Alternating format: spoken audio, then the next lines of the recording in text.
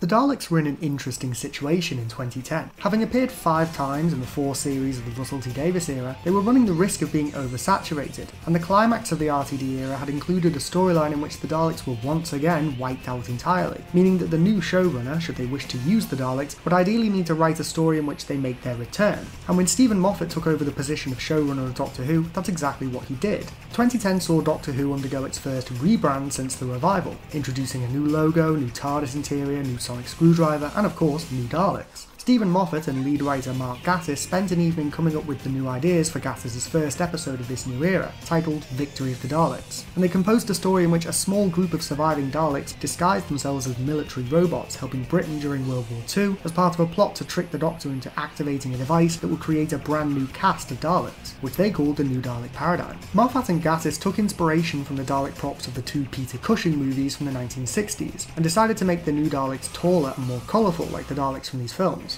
They decided on 5 Dalek ranks, each one sporting a different coloured casing design. These ranks were the Supreme Dalek, the typical arrogant commander, the Strategist Dalek, the second in command and military advisor, the Scientist Dalek, a researcher and engineer, the Drone Dalek, a template for a new army of soldiers, and the Eternal Dalek, who they didn't come up with a role for, deciding to simply leave it ambiguous and hopefully coming back and working it out properly later. Spoiler warning, they don't. Initially, going into the design process, it seems that Moffat and Gatiss had the best intentions in mind. They wanted more frightening Daleks, which led to the design featuring sharper, harsher lines, razor blade edges, hunched back and spikes around the eye stalk lens. They wanted to eliminate the earthen-looking feel of the Bronze Daleks. The metallic look and the visible rivets were removed, replaced with a smooth, sleek design featuring alien materials. On the direction of Moffat himself, the props were to be given a finish similar to the Daleks from the hugely popular Cushing movies, bright, shiny and colourful. The Daleks were made taller, allegedly so they could stand at eye level with Karen Gillan as the Bronze Daleks had done with Billie Piper in Series 1. Sadly, however, all of these fun and creative ideas bundled together created something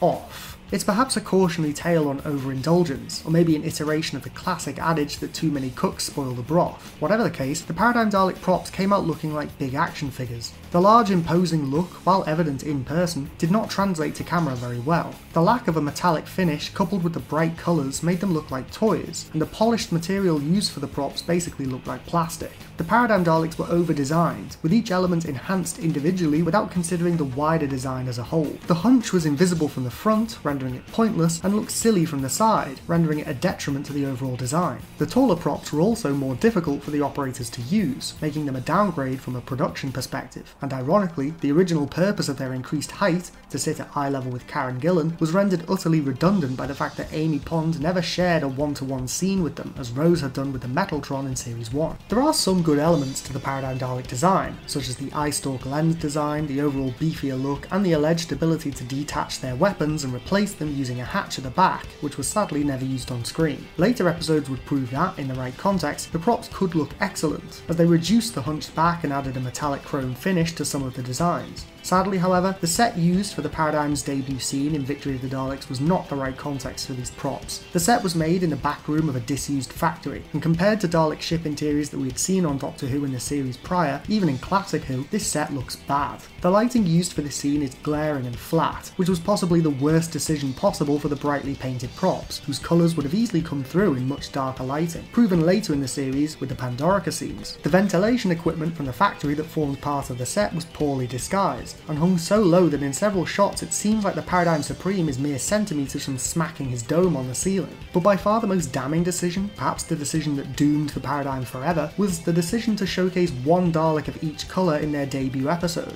Several baffling decisions were made here behind the scenes. Firstly, showcasing one of each colour led to the obvious jokes about Teletubbies, Power Rangers, and anything else that features several characters of different primary colours. And secondly, the only advantage of doing it in this way, telling the audience the name of each Dalek rank, is completely undone because the dialogue describing the rank of each Dalek is covered over by another scene. Add to that the fact that, once they emerge, the Paradigm Daleks don't really do anything. They destroy their predecessors, who put up no fight whatsoever, carry out a plan their predecessors designed, fail at that plan, and then leave. And overall, Victory of the Daleks totally fails in terms of a debut episode for the Paradigm, and these colourful Daleks take their place among the many Dalek-related missed opportunities in the Moffat era. While the first half of Victory of the Daleks is excellent, with the storyline involving Winston Churchill bravely Bracewell and the Ironsides being one of the most interesting and creative New Who Dalek storylines and an excellent homage to the power of the Daleks, this episode sadly drops the ball in the second half, and the Paradigm Daleks, although a good idea in theory, do not make a good impression, and sadly this great concept of a new cast of Daleks with colour-coded ranks and unique personalities was utterly derailed as a result.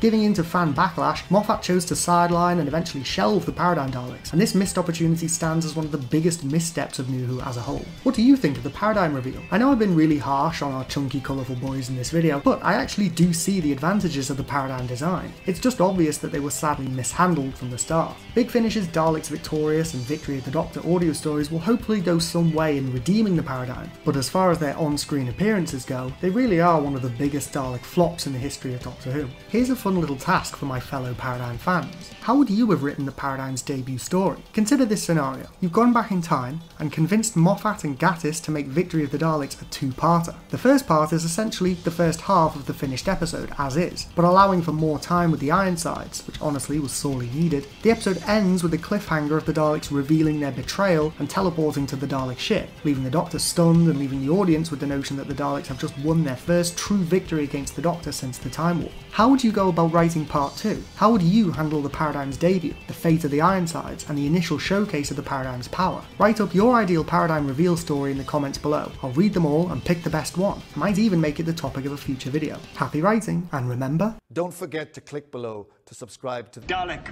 Bumps.